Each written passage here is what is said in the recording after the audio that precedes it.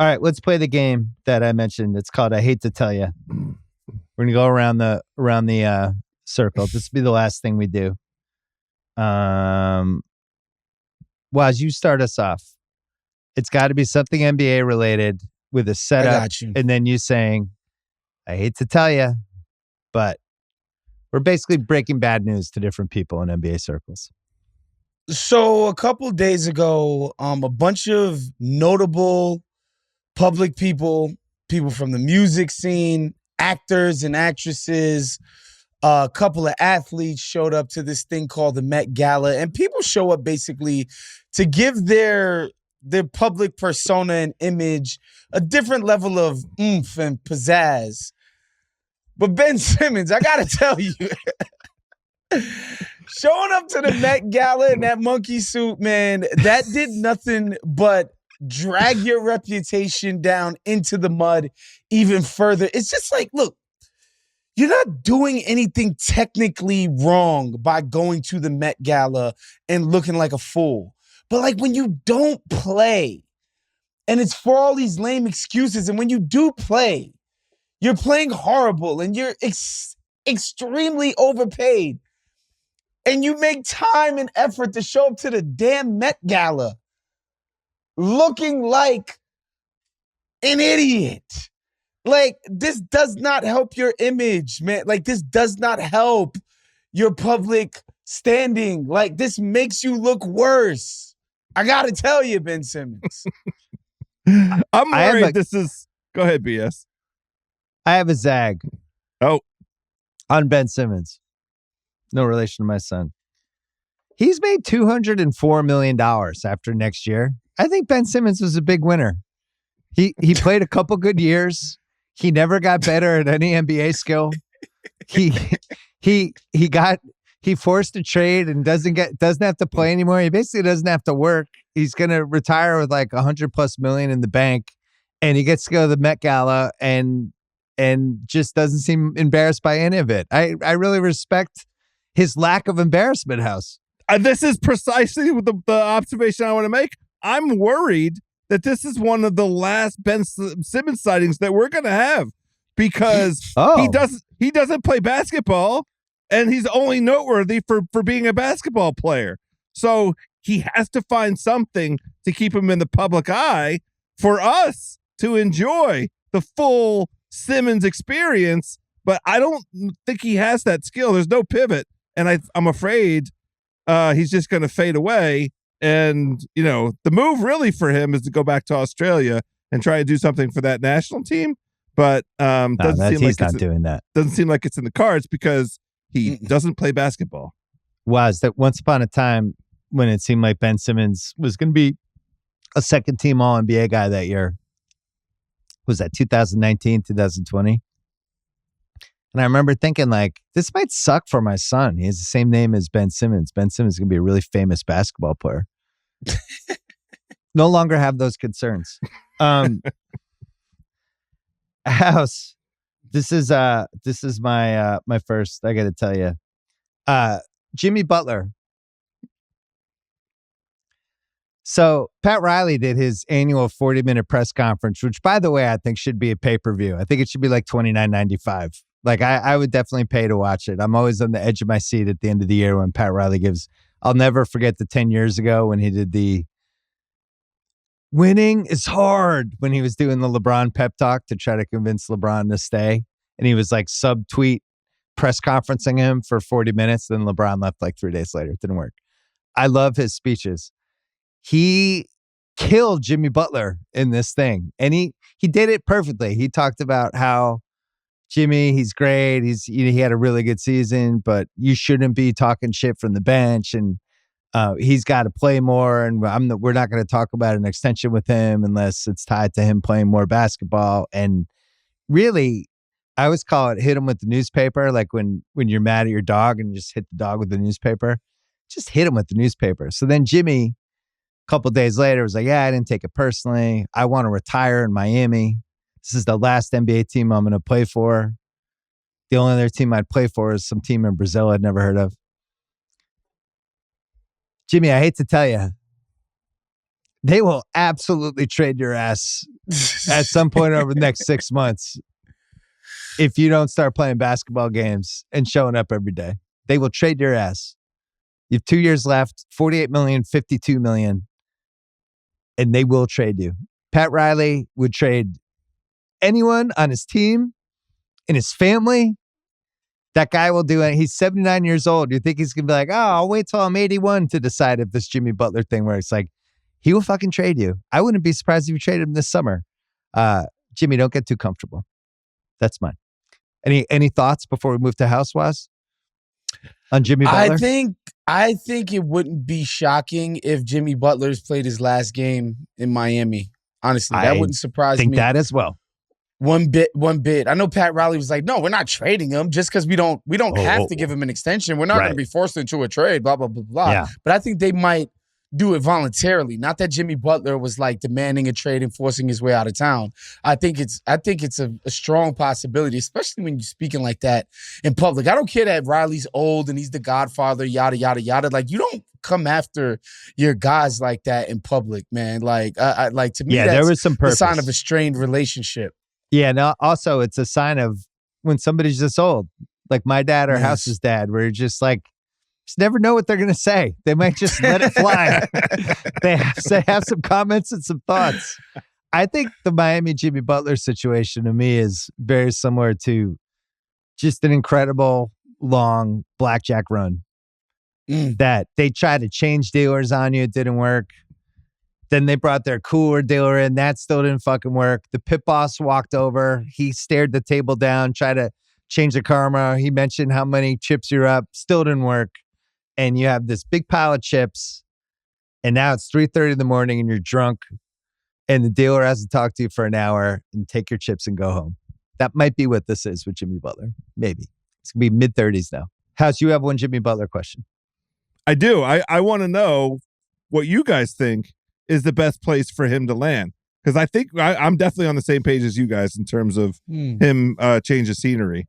I know Philly has all that cap space. Is there a deal there? I don't know what Philly has to give back. And it would have to be, I keep eyeing the Paul George piece of all of this, wondering if that could be a Miami, basically doing that weird Miami voodoo they do where they started out with Jimmy Butler and somehow end up with Paul George on a new contract. And you're like, wait, how'd they do that? Whether it's like a double trade where they trade Butler to Paul George and he moves into the Butler spot, or they trade Butler to Philly to create this big trade exception, and then they traded something like that. I was thinking. The only other one is if there's a LeBron possibility if he decides he doesn't want to stay in the Lakers. And then the only other one I was thinking was Golden State, just for the fucking sport of it.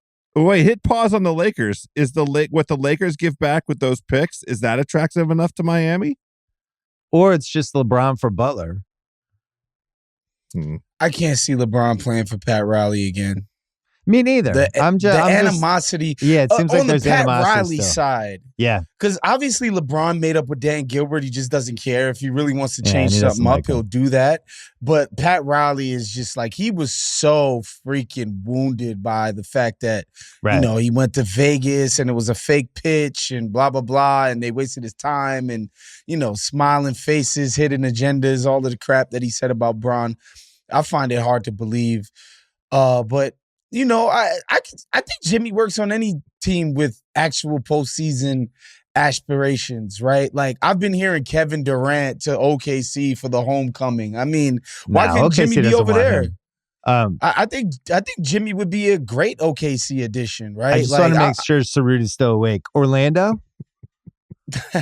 Franz and something else? Maybe Miami could fix Franz. House, what's your next? I got to tell you. Well, here's the thing. I am. I hate to tell you. I can't even remember the name of my own gimmick. What's your? I got to tell you. I hate to tell you.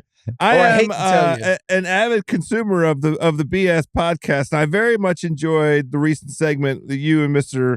Russillo had, where you took 3 teams and were trying to map out what does the future look like for these teams. You did the Suns, you did the Heat, and you did the Lakers.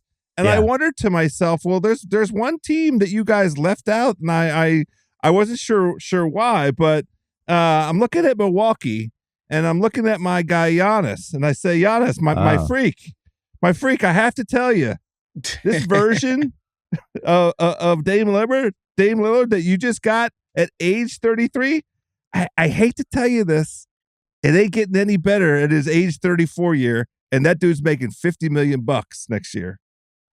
I hate to tell you, Dre. I hate to tell you, freak. So what should they do? You tell me. What should they do? I don't know. They're fucked. Miami's fucked. Milwaukee's fucked. Well, Miami might be fucked too. Dame thing's tough because what do you think compared to what his trade value was a year ago? Is it 80%, 75%, 60%? The thing is, last year he was coming off the best season of his career, right? Yeah, because he played 50 games and none of them meant anything. Oh, sure. Okay, sure. That's one way of putting it. Or he moved to Milwaukee. He's gone through a lot of things in his personal life, which he's put out in the public with this divorce and all of this stuff. He's had a pretty tough go of it, trying to adjust and all of that. I think if he can be between what he was his last year in Portland and what he did this year in Milwaukee, I think that's still pretty damn good, right? I just think he just had just a really tough, bad season, and I believe he's capable of playing better. Now, do I think he's able to get to the highest of highs of what Dame Lillard has provided in his career? No, but I think he could be much better if they have an actual training camp, they have an actual mode of attack for what the kind of team that they want to be. I think the Dame part of this can be better. I think the supporting situation, actually going into the offseason with a plan to get supporting players that can buttress the rest of it is, to me, the most important. They don't have a lot of moves on that front, though. I would be so scared watching. If we get Minnesota OKC as a Western Finals, watching the athleticism in that series, and if I'm Giannis, shout out to Thanasis, by the way. It sounds like he got hurt. Like that guy. Torn Achilles. It sucks. That was the story I saw today. But if you're Giannis and you're watching OKC Minnesota and watching those guys flying around and then thinking about your old ass team with Jay Crowder and all those dudes, that's pretty rough. Do you have one more I hate to tell you, Wes? Yeah, so in game 2 at the Garden, Reggie Miller was in the building and the Knicks fans started screaming, fuck you, Reggie, towards the end of the game when the game was in hand. I loved it. He doesn't work for the Pacers. He was just in the building. And I got to tell you, I was into it. We need more teams doing this.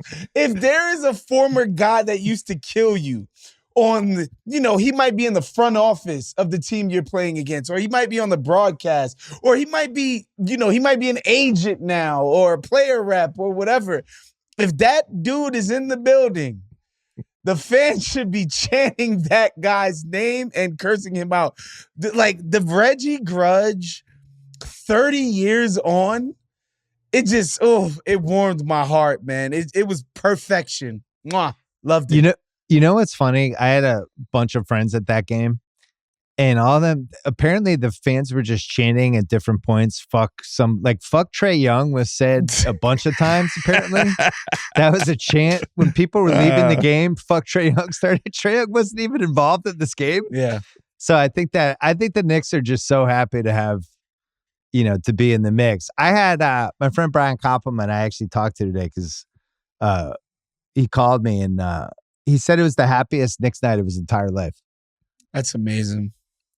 That all the guys there, the Willis moment from Brunson where they think, oh shit, this just evaporated in midair, the guy's gone. Then he comes back. OG gets hurt. They still somehow win. They're up 2-0. And they just love this team. I mean, this is such a memorable Knicks team. And it ties into what we talked about before with the Celtics.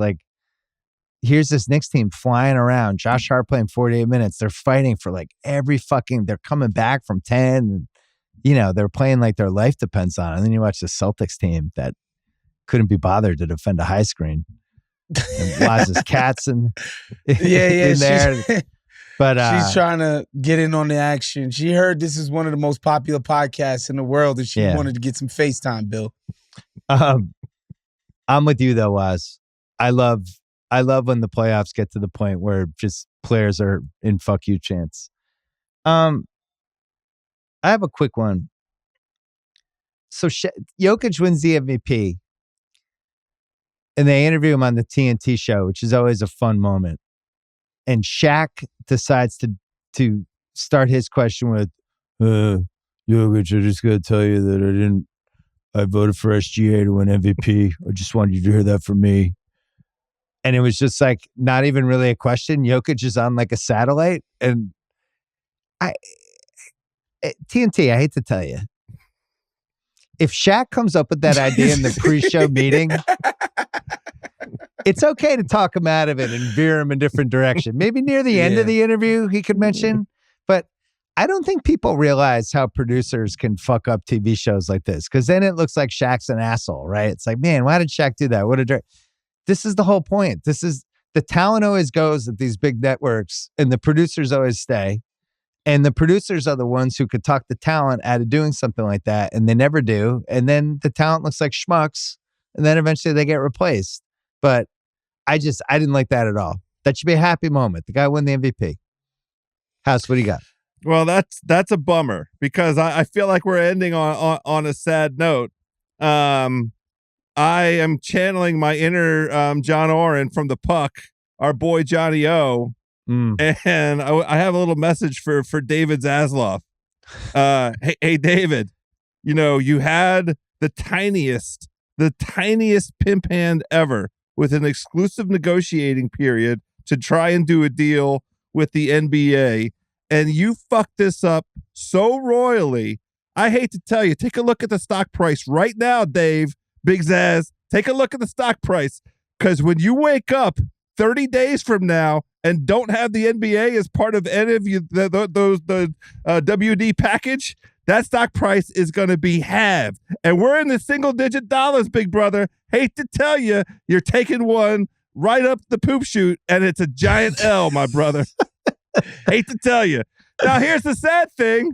That means almost certainly that inside the NBA, this is it. This is the end. No way. It's fine. So who's going to do it? It's fine. Like somebody, NBC? They will take that show, and it's going to go to another network, and it will be the same. And if for some reason Zaslav and the rest of Warner, they block it, they will be considered like the biggest Grinches of all. Like that might lead to our first civil war in the last 150 years. If the Inside the NBA crew is just held hostage on a channel that doesn't have basketball anymore, we might actually see actual fighting between states. I'm concerned. Maybe they do Inside NASCAR or something.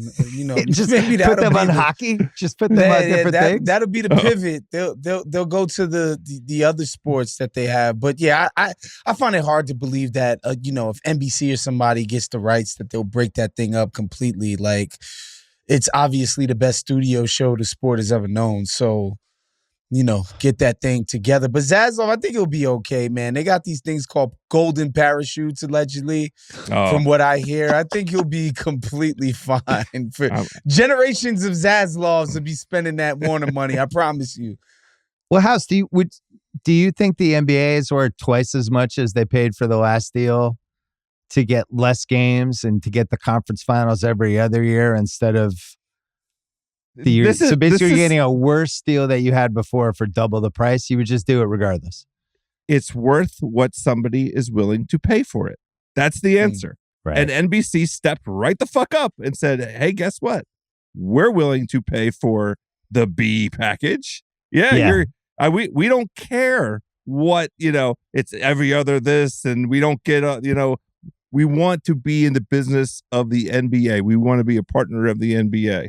And so, that dude, Zaz, had his opportunity. They had their exclusive negotiating period, and it didn't go anywhere. He clearly misjudged what exactly was happening in the media space. Not great from the head of a newly formed, megalopolis media entity with all of these properties misread one of the most crucial brand opportunities. Doesn't seem like good leadership, but take that $50 million, homie. I'm sure it will help you sleep well at night inside your Friday soft sheets.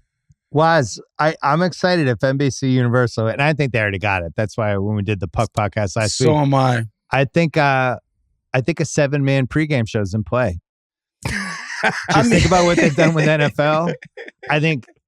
I don't know who the NBA version of Jack Collinsworth is, who's related to somebody that might be able to get in there. But look, I'm excited for the nepotism. Maybe this is a landing spot for Bronny James. We'll see. I mean, as long as they eventize the games, man, make it feel like a big deal. Do a good job producing the product. I don't know that the NBA's partners, since NBC lost the deal, have always done a great job of making these games feel big and important, right? And that kind of thing. And so as long as they do a better job at that than has been previously shown, I'm all for it, man. I don't know how they're going to, the NFL situation where it's Tony Gonzalez and 20 different other cats. I'm not sure about, I don't watch those shows, me personally. That's when I go get a snack. I mute the television, maybe, good move. Cut something else on. But I want to believe that these guys can do a good job with the product, man. But you watch Ringer Wise Guys on FanDuel TV, right? Of course. Every single time, every ep. I'm locked in. Raheem. All right.